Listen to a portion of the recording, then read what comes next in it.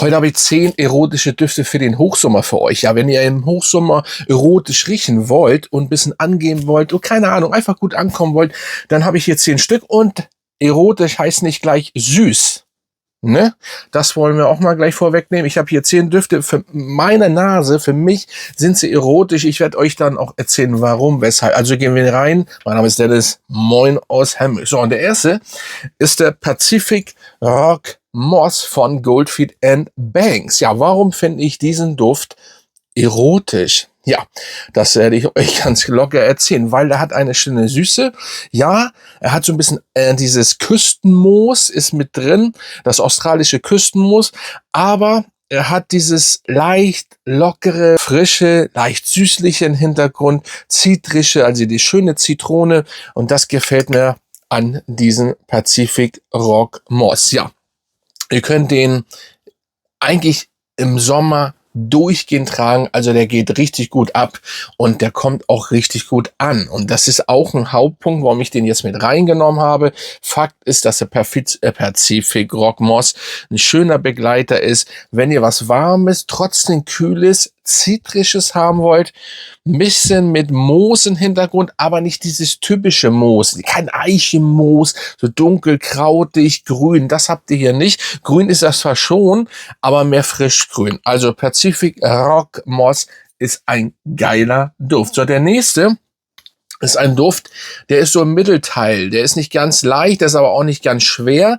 Und es ist so ein Sandelholz-Vanilleduft. Und der kommt von meinem, ja, inzwischen guten Kumpel, Freund, Hanan Profumo. Grüße gehen raus. Ist auch ein Creator, falls den noch keiner kennen sollte. Meistens auf TikTok. Ja, Nanha ist sein Duft. Das ist sein eigener Duft. Und den habe ich genommen, weil, den habe ich schon eine ganze Weile. Ich habe den auch schon mal vorgestellt. Das ist ein richtig lieblicher, sexy Sandelholzduft mit schöne Vanille. Aber alles so ausbalanciert, die Vanille im Hintergrund, schönes Teil, kann man richtig gut benutzen. Ja, kommt richtig gut, und ja, ich finde, da hat er richtig was Gutes kreiert. Schöner Flakon, das sind 50 ml. Ja, also wenn ihr mal einen schönen Sandelholz-Vanilleduft haben wollt, der auch bei Wärme funktioniert, da reichen 2, 3 Sprüher, auch wenn er im Mittelteil ist von der Haltbarkeit. Er sollte aber auch im Mittelteil sein. Das sollte jetzt kein Beast Mode sein und so weiter, weil er persönlich jetzt nicht unbedingt so ein Fan ist von Beast Mode Düften. Es soll einfach ein erotischer Begleiter sein. Das hat er hier mit diesem Duft Nanha richtig gut geschafft. So, der nächste ist der Blue Talisman, natürlich, den nehme ich jetzt mit rein, das ist ganz klar. Blue Talisman ist einfach eine schöne Süße, frische Süße, fruchtige Süße könnte man schon fast sagen, und es ist eine easy DNA, aber ich habe mich so verliebt in den Duft, ich muss mich immer wiederholen. Ich habe den am Anfang eine 8,5 gegeben, was ja schon richtig gut ist, ne? Also ich bewerte nie zu hoch, und man muss das alles so ein bisschen realistisch sehen, und dann habe ich eine 10 gegeben. Ich komme an diesen Duft einfach, ne, es gibt so viel Ableger, auch die sind auch gut, aber das ist ein schönes Teil, Blue Talisman. Diese Süße und dann diese Frische, die er hat. So, das ist so einfach auch Urlaub. Man fühlt sich wie in Urlaub. Italien, Frankreich, an der Côte d'Azur, whatever. Oder Monaco am besten. Ist zwar nicht Frankreich, aber Monaco. Und ja, dementsprechend schönes Teil. Kommt richtig nice. Ja, also Blue Talisman habe ich schon so oft vorgestellt. So, der nächste ist ein Duft, und zwar Nomad. Nomad ist ein Duft, das ist ja eigentlich richtig, kann man alles so ein bisschen schwer sehen wahrscheinlich. Ein ganz stranger, aber cooler Flakon, ja, von French Avenue. Den habe ich genommen, ja, der hat eine schwere, pudrige Vanille, so ein bisschen abgeleitet von, wie heißt der Duft von Matière Première? Vanilla Powder, glaube ich, aber der ist noch, das kann man, also das ist schon, Vanilla Powder ist, heißt doch Vanilla Powder, warte, werde ich tatsächlich mal glotzen. Ja, Vanilla Powder. Das ist schon sehr, sehr gut. Aber hier, der ist auch richtig gut. Wir kennen ja French Avenue. Hier haben wir einfach eine, sag ich mal, salzige, im Hintergrund leichte, ne, Komponente drin, wie bei Megamare. Und dann habt ihr dieses Vanille und diese Vanille oder Vanille ja auch und dieses salzige mit drin. Das macht auch Spaß. Natürlich bitte nicht ganz zu viel auftragen, weil die Vanille ist schon präsent. Also ja, Nomad solltet ihr mal von French Avenue testen. Und ja, der Flakon ist sehr strange. Haltbarkeit gut und ja, Top-Duft. Kann man so nehmen. So, der nächste, also erotisch, ne? Also diese Vanille, diese pudrige Vanille ist schon erotisch, die natürlich beim Original ganz anders nochmal rüberkommt. Und so, ja, passt auch. Und auch der Blue Talisman, weil es geht ja, ich muss ja nicht immer erwähnen, dass es geht ja um erotische Düfte im Sommer. Ja, und jetzt kommen wir auch zu einem sehr zitrischen Duft, der hintenrum ein bisschen weicher ist, aber eine leichte, schöne, natürlich die Dior DNA hat, und zwar Dior Homme Sport. Ja, nun muss ich dazu sagen, ich weiß gar nicht mehr, ob es den gibt. Aber wer den hat und wer den suchen möchte oder wer den kaufen möchte, wird den natürlich im Netz finden. Das ist auch, glaube ich, die allerletzte Version. Die Sport-Version. Wann war das? Ich habe keine Ahnung. 21, das ist schon so lange her? Nee, kann nicht sein. 24? Nee. Auf jeden Fall hält gut. Viele haben bei der Version gesagt, die hält nicht gut. Verstehe ich nicht warum. Richtig schönes Teil. Dior natürlich im Hintergrund, diese typische Dior Homme. Und dann Zitrone, schönes Teil, cremig. Und natürlich ein sehr cooler Flakon, auch wenn das die neue Version ist, wo hier Dior, früher sah das ja noch ein bisschen anders aus. Aber ja, der ist, oder das ist ein richtig schönes Parfüm. Für mich sehr erotisch, obwohl es auch eigentlich entspannt easy ist, ja. So, jetzt kommt ein richtig erotischer Duft, ja. Reflection Man von Amouage. Ja, was soll man dazu sagen? Das ist ein Duft, ja, Orangenblüte, cremig. Den haben so viele kopiert, aber nie wurde erreicht. Das ist einfach so. Viele sind sehr nah dran gekommen, aber das Original ist das Original. Ihr könnt auch noch den Reflection 45 nehmen. Der ist allerdings ein bisschen tiefer, noch ein bisschen zu, ja, vielleicht manchmal ein bisschen zu stark, aber der ist so richtig ausbalanciert. Perfekt. Das ist ein perfekter Duft. Einfach perfekt. Und den könnt ihr auch zur Beerdigung benutzen. Ihr könnt den einfach, das ist ein Duft, ein guter Laune Duft, warm, cremig, erotisch. Ja, dieses das Orangenblüte, das ist geil. Das ist hier so perfekt gemacht. Und ja, was soll ich alles sagen zu Reflection Man? Wie oft hatte ich den schon über die Jahre, habe ich den vorgestellt.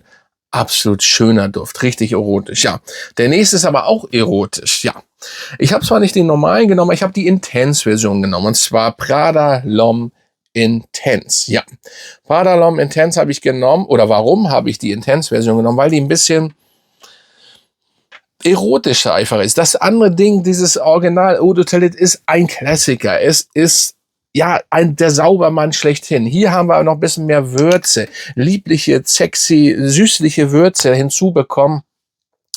Mit der Patchouli ist auch ein bisschen präsenter, oder ist überhaupt präsent. Ich glaube, Patchouli ist im Original gar nicht drin. Die Iris ist im Hintergrund nicht so doll wie beim Eau de Toilette, beziehungsweise bei normalen. Das ist ein schönes Teil. Und ja, Lavendel spielt natürlich auch eine Rolle, aber Prada L'Homme ist schon so genial. Aber das Intense haut noch mal, was dieses Erotische angeht, im Hochsommer oder wenn es warm ist, ne, aktuell, dann ist es ja schönes Teil. Macht Spaß, diesen Duft zu riechen und zu tragen. So, der nächste, Renaissance von Xerjoff. Yes, der ist für mich persönlich sehr erotisch, obwohl er sehr säuerlich, sommerlich, italienisch, spritzig ist. Ist es trotzdem deswegen gerade ein sehr kühler, erotischer Duft. Sorry. Für mich ist das mit eins der besten frischen Düfte, die es überhaupt gibt. Auch, obwohl er so eine sehr säuerliche, extreme Zitrone, und ich weiß gar nicht, was das ist, da ist auch alles drin, glaube ich. Zitrone, ob das Bergamotte und dieses alles ist. Das ist so spritzig, säuerlich schon original, als würdet ihr das, ne? Aber das ist so gut und gerade bei heißen Tagen und der kommt richtig gut an. Und der hat natürlich eine sehr geile Performance. Also ich hoffe immer noch, weil das ist die erste Version hier, der ist schon den ganzen Tag fast um dir rum oder an deinen Klamotten auf jeden Fall. Und so schönes Teil, absolut geil. Ja, also ich kann nur sagen, wow. So, jetzt kommen wir zu einem Duft. Ich hoffe, das ist der, also ich habe gehört, ich habe ihn immer noch nicht getestet, weil ich es nicht will, weil ich habe das Parfüm gerochen und das wurde ja auch komplett geändert. Und zwar reden wir wieder von Dior und zwar habe ich hier Dior Homme Intense rausgeholt. Ja, das ist die erste Version.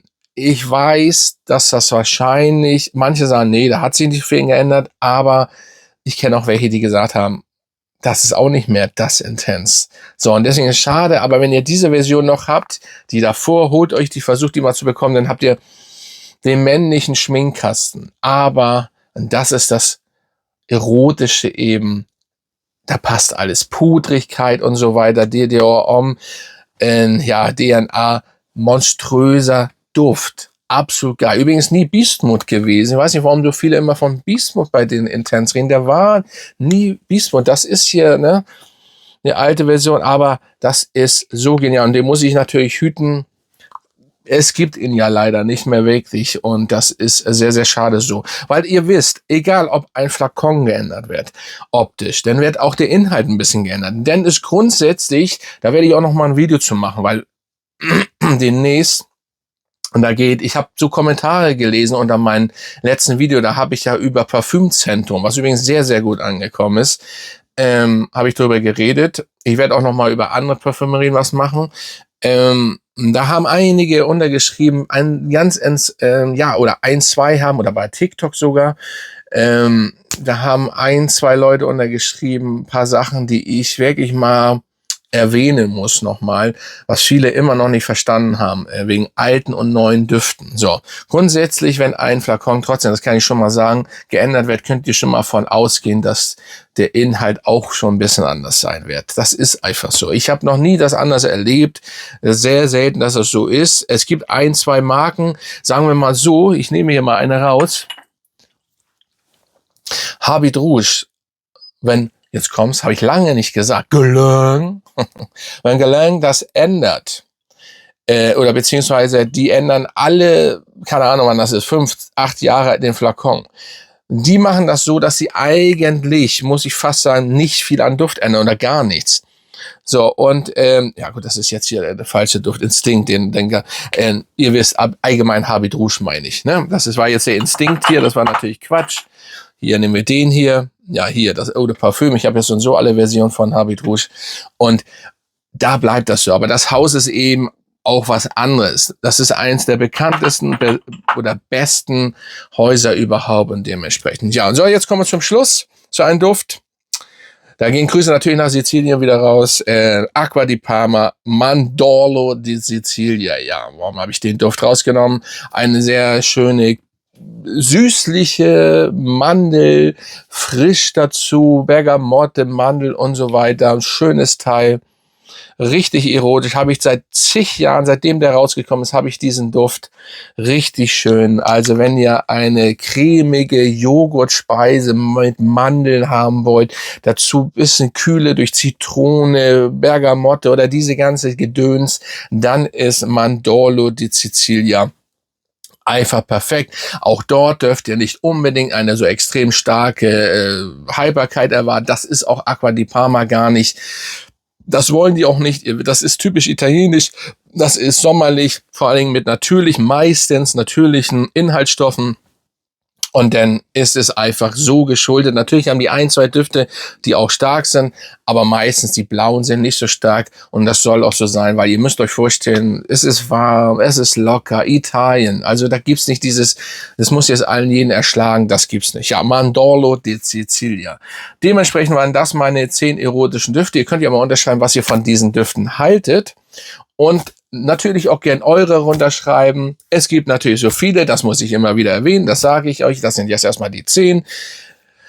Und mein Satz ist immer, wie gesagt, es gibt noch so viele, das sind natürlich nicht die einzigen, logischerweise. Aber für mich sind das auch erotische Sommerdüfte. So, dann Grüße gehen raus an euch und an alle anderen und an meine Mitglieder und an die neuen Mitgliedern. Und dann bin ich raus und bis zum nächsten Mal, Freunde.